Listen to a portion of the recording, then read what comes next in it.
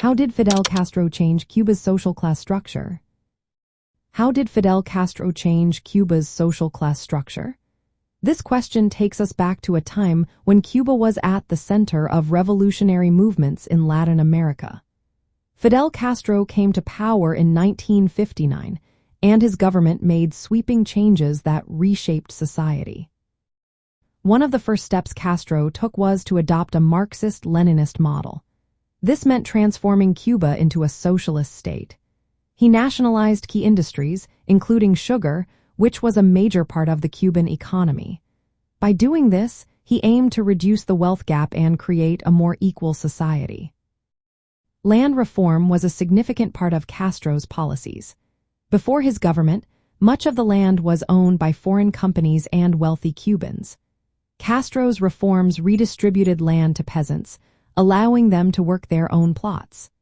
This change improved working conditions and increased wages for agricultural workers who had been exploited for years. The economic transformation under Castro led to more job opportunities for many Cubans. With the focus on public health, his government launched campaigns that expanded medical care into rural areas. This not only improved health outcomes, but also raised living standards for the population. Education was another area where Castro made a big impact. His regime made education accessible to all Cubans, regardless of their background. This opened doors for many who had previously been denied opportunities. Sports also flourished during this time, with baseball becoming a source of national pride. Castro's policies also aimed to empower women. By providing access to education and establishing daycare centers, women could join the workforce and gain economic independence. This was a significant shift in a society where traditional roles often limited women's opportunities. However, not everything was perfect.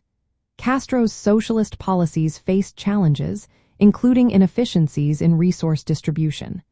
This led to shortages of goods and food rationing, which affected many Cubans' daily lives.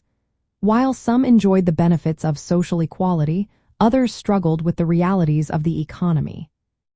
From a cultural perspective, Castro's efforts were seen as a way to address historical inequalities in Cuba.